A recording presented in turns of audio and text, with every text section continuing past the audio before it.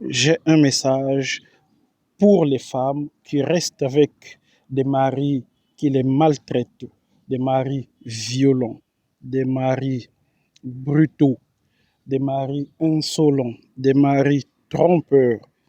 Et je ne dis pas trompeur une fois par erreur, je dis trompeur professionnel, comme il respire sur des années. Et il a toujours raison, même si tu l'attrapes main dans la poche, il n'a jamais tort. Il saura retourner la situation contre toi. Je parle de ce genre de situation.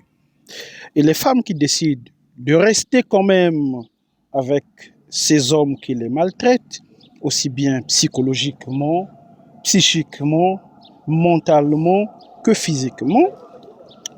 Pourquoi? À cause des enfants. Ah non, je suis resté pour les enfants.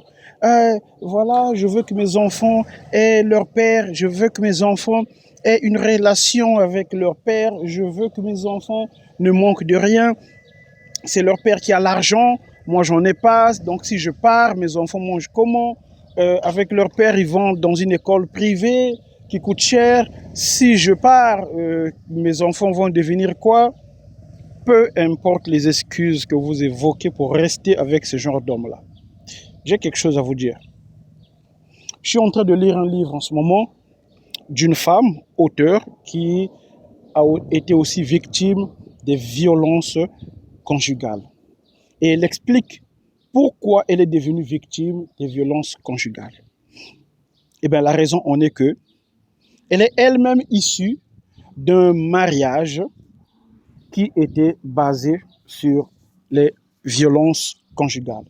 C'est-à-dire qu'elle a passé son temps à voir sa mère être battue par son père ou encore être maltraitée d'une manière ou d'une autre. Les insultes, les humiliations, tout ce que vous pouvez imaginer, les tromperies et tout ça. Et donc, et comme à chaque fois qu'elle voyait sa mère qui essaye, par exemple, de protester et son père qui prend toujours le dessus en disant à sa mère que tu n'es qu'une mauvaise femme, tu n'es qu'une femme ingrate, je travaille, je ramène l'argent ici pour nourrir toute la famille et donc tu dois pas être là à pleurnicher et tout. Et sa mère qui finissait par s'excuser, elle a intégré ça comme le schéma normal. Et qu'est-ce qu'elle a fait au moment de rencontrer un homme? Elle a choisi inconsciemment le même type d'homme. Elle dit elle-même qu'il y a eu plusieurs autres hommes qui avaient les profils contraires, mais elle les a rejetés. Et même quand elle s'est mise avec cet homme-là, au début, il y avait tous les signes qu'elle voyait chez son père contre sa mère, mais elle les a intégrés comme un schéma normal. Elle dit même qu'avant cet homme-là, elle s'est mise d'abord avec un homme qui était tout le contraire de son père, un homme normal qui ne frappe pas et tout, qui privilégie la discussion. Elle trouvait que c'était anormal, elle a tout fait pour saboter cette relation.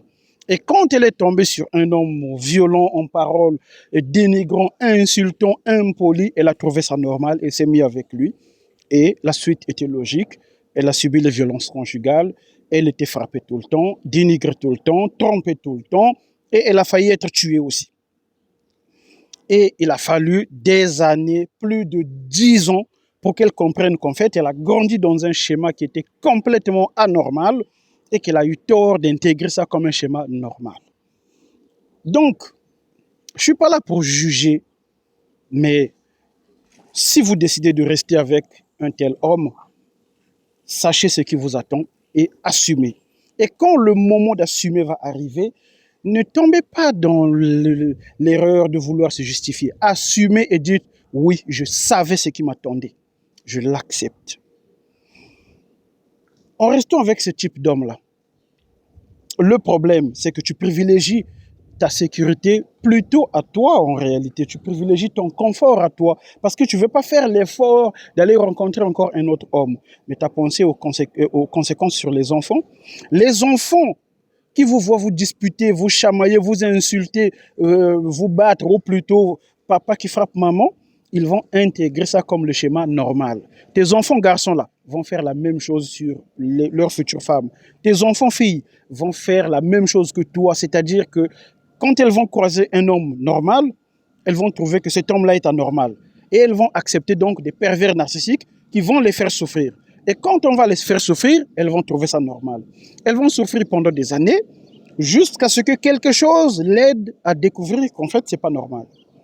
Et si elle n'a pas cette chance, eh bien, elle mourra dans ce mariage, parfois sous l'effet des coups de son mari, en croyant que tout ça était normal.